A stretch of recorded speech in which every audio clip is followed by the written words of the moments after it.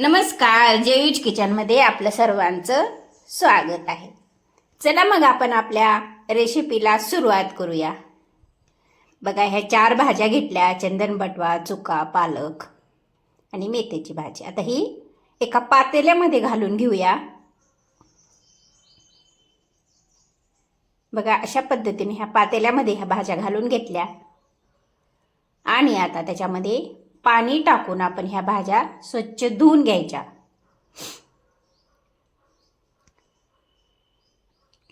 आता पाणी टाकून आपण धुवून घेतलं, स्वच्छ करून घेतलं, पाणी काढून घेऊ. बोर घेतलं, शेंगदाणे घेतले, टोमॅटो घेतलं, वटाणा, हिरवी मिरची, गाजर आणि कोथिंबीर. त्याचबरोबर हे मुगाची डाळ घेतली, तुरीची डाळ घेतली आणि मसूर डाळ घेतली. आता ह्या डाळी मिक्स केल्या आणि ह्या कुकरच्या भांड्यामध्ये मी घालून घेत आहे. पहा, आता त्यामध्ये मी पाणी टाकून घेतलं. आता ह्या डाळी पण 2-3 पाण्यानं धुवून घ्यायच्या, स्वच्छ करून घ्यायच्या. आता ही भाजी जी मिक्स करून घेतली होती, धुवून ठेवली होती, ही भाजी आता आपण चिरून घेऊया.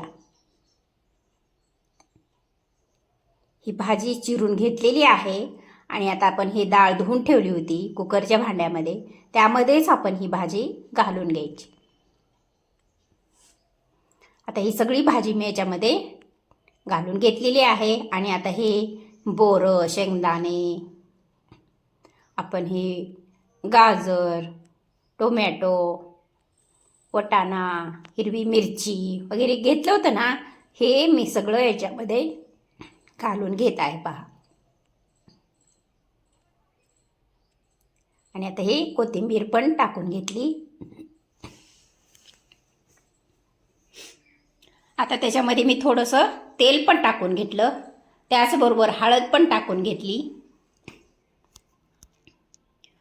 आणि आता पाणी ओतून थोडं मिक्स करून घेऊया. अशा पद्धतीने आपण हे मिक्स करून घ्यायचं. थोडं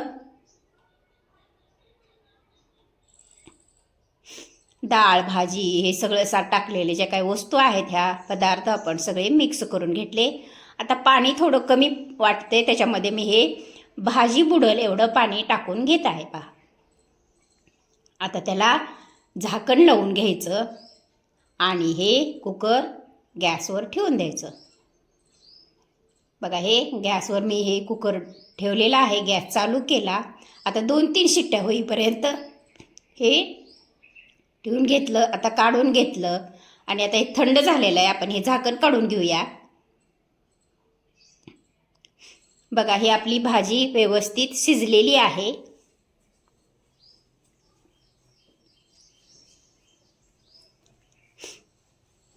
आपली भाजी व्यवस्थित शिजलेली आहे. आता आपण ह्या घुसळीनं घुसळून घेऊया.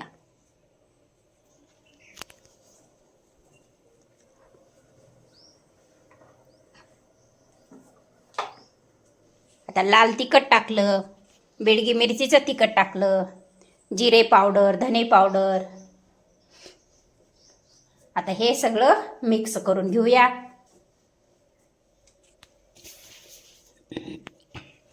आता हे सगळं मिक्स झालेलं आहे. गॅसवर पॅन ठेवला, पॅनमध्ये मी तेल ओतून घेतलं. आता तेल आपलं गरम झालेलं आहे. मोहरी टाकली, जिरे टाकले, कढीपत्ता पण टाकून घेतला. त्याचबरोबर मी हे लसूण अद्रकची पेस्ट पण टाकून घेतली. आता हे लसूण अद्रकची पेस्ट गोल्डन होईपर्यंत आपण व्यवस्थितरित्या फ्राय करून घ्यायचं.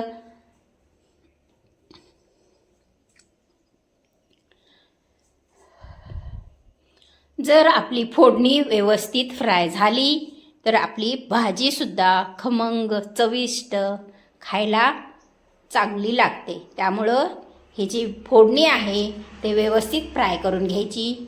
बघा, आपली फोडणी आता व्यवस्थित फ्राय झालेली आहे.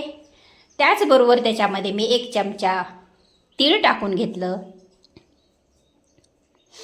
आता ही तीळ पण तडतडलं आणि त्याचबरोबर ही गरगटलेली भाजी मी याच्यामध्ये घालून घेत आहे. पहा,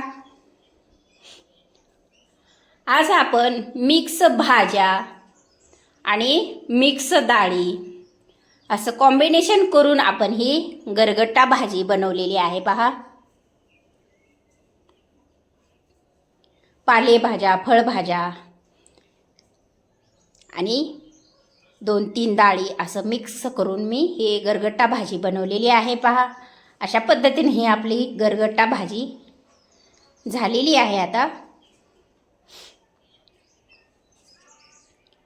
त्याचबरोबर त्याच्यावर मी ही कोथिंबीर पण पेरून घेतली. चला आपली भाजी रेडी झालेली, आपण आता सर्व करून घेऊया. लाईक करा, शेअर करा, सबस्क्राईब करा, कॉमेंट पण करत चला.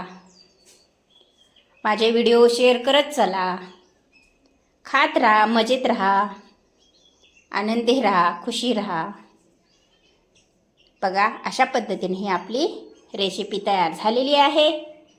आणि त्याचबरोबर गरगट्टा भाजी आणि त्याचबरोबर हे बाजरीची भाकरी. चला भेटू पुढच्या व्हिडिओमध्ये. धन्यवाद.